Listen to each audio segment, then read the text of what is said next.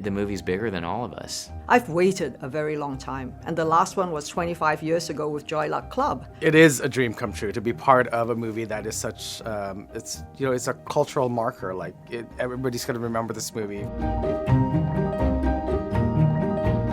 I grew up in Malaysia. I'm from London. Richmond, Virginia. Hometown Melbourne. I'm an Australian if you can't tell from the accent. I grew up in Hong Kong. I grew up on the east coast of Malaysia. I grew up in England. Silicon Valley, Los Altos Hills, California. I'm from Queens, New York. I come from a really small mining city in Malaysia called Ipoh. I was born on the island of Singapore, and then I was forcibly removed by my dad and planted into suburban Houston, Texas. Even though when I was in pre-med at Duke, I had this yearning to be an actor. I just didn't know if that could be a viable profession, or so my dad told me. I walked into a casting studio. I was talking to them and they're like, can you do a Chinese accent? Back then I was just like, yeah. And so I did one and they're like, great, come in tomorrow and let's have you dub the new Jackie Chan film. I think when I was a young child, I never imagined that one day I would be on the silver screen. I did stand-up comedy for a long time in San Francisco, and then I was like, you know what? I'm gonna move to Los Angeles and try and make it. And I had no intention of acting. I came down here just to really do the comedy thing, and then acting just sort of happened. I went to Australia for law school. Which is undergraduate in Australia, and after law school I started doing stand-up comedy, and I was doing stand-up comedy in Australia up till 2 years ago when I joined the Daily Show with Trevor Noah. I went to college as an economics major because that was like the easiest major that can still please your Asian parents. And then to much of their dismay, I became a stand-up comedian just because I didn't know what I wanted to do. I went to university, to college. I ended up studying law. I then auditioned for drama school in secret and only told my mum and dad when I got in. My dad said to me, it doesn't matter how good you are or how talented you are, but how many faces do you see on the screen that look like ours? I remember growing up as a kid and not seeing a lot of people on the big screen or even behind the screen that looked like me. So it was always a hope and a dream to make it there, but knowing that it was a slim chance. I auditioned for a show called Fresh Off the Boat.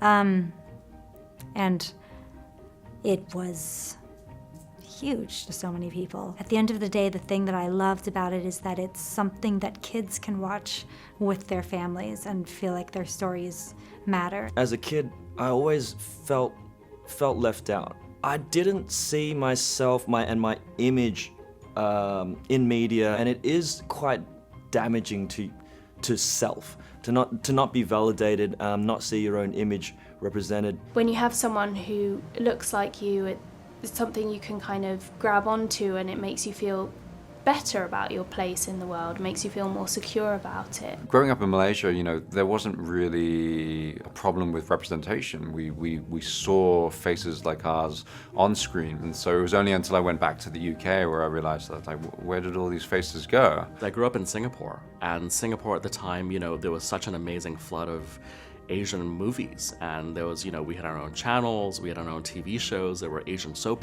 operas on all the time. But then I moved to America when I was 11, and then there were none. When I was about 7 or 8 years old, I saw Margaret Cho on Comedy Central. She was the first Asian American woman that I ever saw. She was funny without the influence of being Asian at all. She was just funny. And this will sound stupid now, but it meant something to me as a kid. She had a perfect command of English. And I remember thinking, not that oh, well, she did it, I can do it, but oh, well, it can be done. It can be done. I never thought in a million years I'd get a chance to write for my people for a major Hollywood movie, so I was in.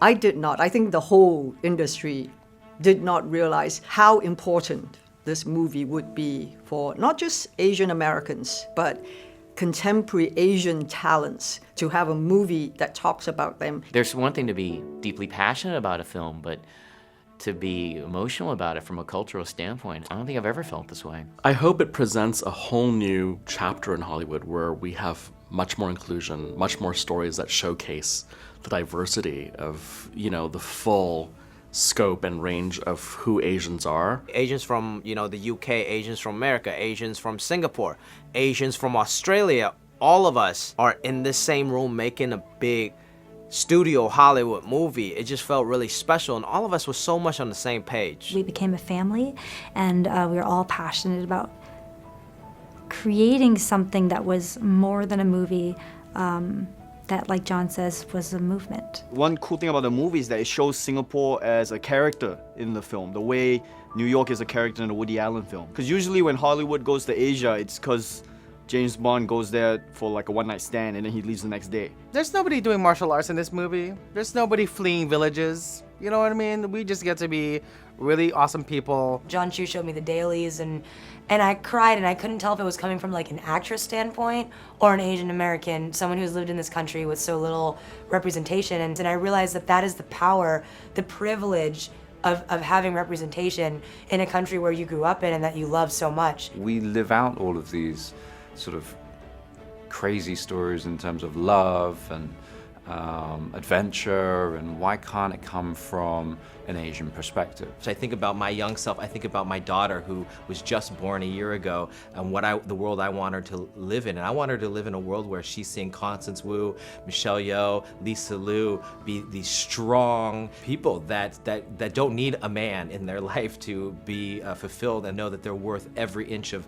their existence and can be anything and do whatever they want. Seeing and hearing the reactions of people, particularly, of course, Asian people, it's so touching, and it raises the stakes of the film. We know that the representation or lack thereof of not just Asians but other minorities in the media and in popular culture directly affects how those minorities are treated in everyday life. And that's why it means so much to me that this is a Hollywood studio making and promoting this film.